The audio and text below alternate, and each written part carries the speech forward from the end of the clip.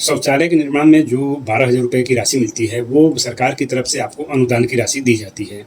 तो ये जो है कि यदि आपके शौचालय के निर्माण में 30,000 या 40,000 या अपने अनुसार आप जितना भी पैसा लगा करके जैसा भी शौचालय निर्माण करवाना चाहते हैं, तो हो सकता है कि 12,000 रुपये में आपका शौचालय का निर्माण ना हो पाए, उसमें 30,000 40,000 भी लग सकता है।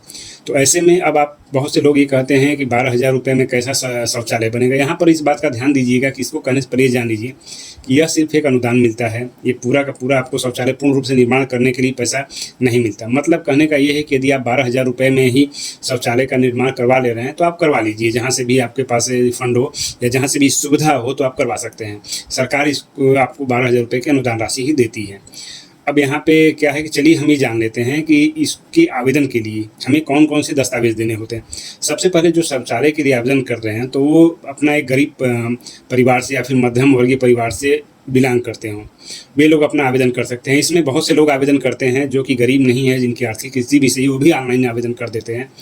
तो इसके लिए ब्लॉक स्तर से जांच पड़ताल होती है। यदि आपका जांच पड़ताल में रिपोर्ट लग जाता है, सब कुछ सही पाया जाता है तो ठीक है, आपका आवेदन हो जाता है। अब मतलब कि आपका ये लिस्ट में नाम आ जाता है। लिस्ट में नाम आने के बाद पैसा भी, निर्माण के समय पैसा भी आपका आधा 6,000 रुपये एक बार और 6,000 रुपये निर्माण के पूर्ण होने के बाद भेज दी जाती है।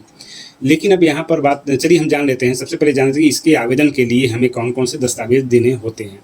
तो सबसे पहले तो यूपी की बात कर रहे हैं। यूपी में जो निर्माण के लिए जो दस्तावेज देने होते हैं, आपको अपना आधार कार्ड तो मैंडेटरी है, आधार कार्ड हर हाल में देना है। आधार कार्ड के बाद आपका जहाँ पर शौचालय का निर्माण होने को है, एक बात और ध्यान दीजिएगा कि शौचालय आपका पहले से नहीं बना होना चाहिए। शौचालय का निर्माण आपका पहले से यदि होगा तो ये जानकारी होने के बाद इसको निरस्त कर दिया जाएगा। अब शौचालय का निर्माण यदि नहीं हुआ है तो आप उस जगह की एक फ़ोटो लेकर के खींच करके दीजिए, और जहाँ पे जिस घर में आपको शौचालय का निर्माण करवाना है वहाँ का फ़ोटो, और दूसरी जो जिस घर में करवाना है वहाँ का फ़ोटो आपको देना होगा।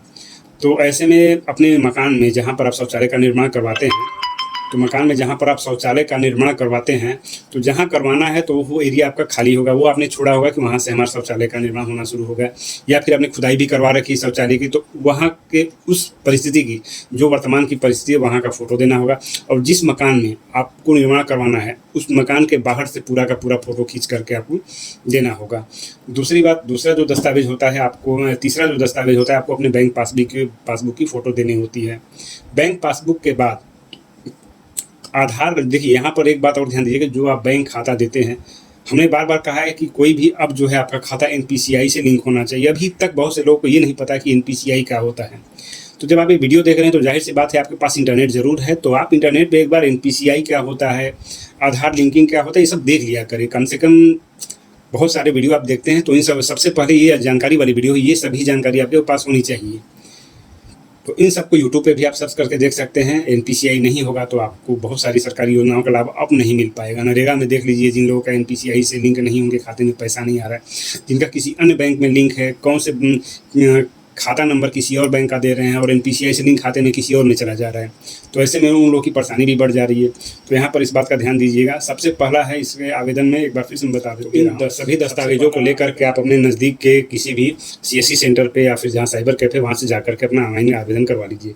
ऑनलाइन आवेदन किए जाने के बाद जो है कि ये ब्लॉक स्तर पे ही आपका रिपोर्ट लगता है। ब्लॉक स्तर के बाद सीधे जाता है ग्राम प्रधान के यहाँ, वहाँ से तय किया जाता है कि कौन से लोग पात्र हैं, कौन कौन से लोग पात्र नहीं हैं। तो इस बात का भी ध्यान दीजिए कि यदि 100 लोग ऑनलाइन आवेदन करते हैं तो सभी लोगों का रिपोर्ट नहीं लग पाता, उसमें से कुछ ही लोगों का रिपोर्ट लगता है।